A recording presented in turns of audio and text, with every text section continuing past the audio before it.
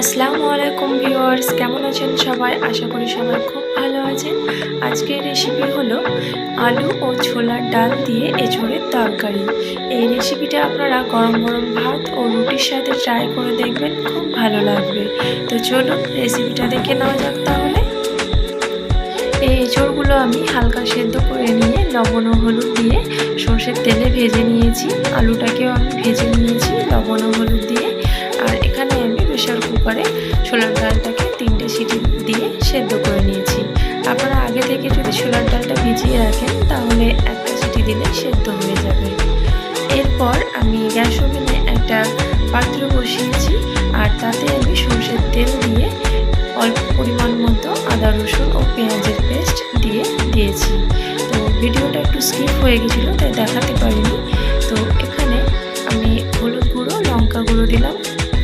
এরপর মশলাটাকে একটু ভালোভাবে কষিয়ে নিচ্ছি।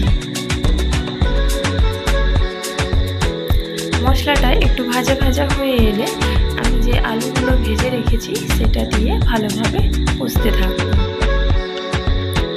আলুটাকে 2 থেকে 3 মিনিট আমি ভালো করে কষিয়ে নেওয়ার পর এর মধ্যে যে এঁচোড়গুলো ভেজে রেখেছি সেগুলো দিয়ে দিচ্ছি।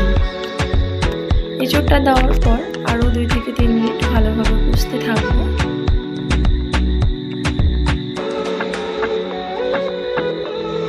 এবারে আমি এখানে একটা তেজপাতা ভেঙে দিয়ে দিলাম। এখন আমি দিয়ে দিচ্ছি এর মধ্যে স্বাদ মতো লবণ। আপনারা চাইলে অল্প পরিমাণ মতো চিনিও অ্যাড করতে পারেন যারা একটু মিষ্টির ভাব পছন্দ করেন তরকারিতে। এখন এবারে আমি এর মধ্যে দিয়ে দিলাম পরিমাণ মতো জল। জলটাকে দিয়ে ভালোভাবে একটু নাড়াচাড়া করে সবগুলো উপকরণ মিক্স করে নেওয়ার পর একটা ঢাকনা দিয়ে 15 মিনিট মতো সেদ্ধ হতে দিয়েছি। 15 মিনিট হয়ে গেছে। আলুটা আর এঁচোড়টা বেশ ভালোভাবে একটু সেদ্ধ হয়ে যখন এসছে এই অবস্থাতেই আমি যে ছোলার ডালটা সেদ্ধ করে রেখেছিলাম সেটা দিয়ে দিলাম। ছোলার ডালটা দিয়ে দেওয়ার পর আমি কিন্তু গ্যাসের আঁচটা কমিয়ে দিয়ে 10 মিনিটের জন্য কষিয়ে রাখবো। এই তরকারিটা খুব একটা ঝোল ঝোল থাকবে না, মাখা মাখা হবে। আমি যেহেতু গ্যাসটা কমিয়ে রেখেছি পরে আমি বাড়িয়ে নিয়ে ভালোভাবে তরকারিটা রান্না করে নেব।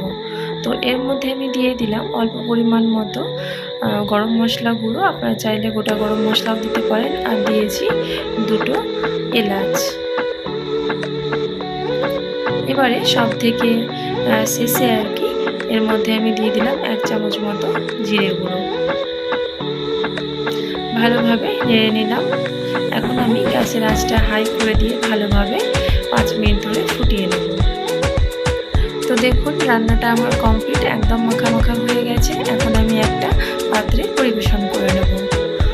তো দেখতেই পাচ্ছেন রান্নাটা কতটা সুন্দর ও লোভনীয় হয়েছে। তো বন্ধুরা আপনারা চাইলে বাড়িতে ট্রাই করে দেখতে পারেন, খুব ভালো লাগবে। আর এই ভিডিওটি আপনাদের কেমন লাগলো অবশ্যই কমেন্ট বক্সে জানাবেন। আর আমার চ্যানেলটাকে সাবস্ক্রাইব করতে ভুলবেন না।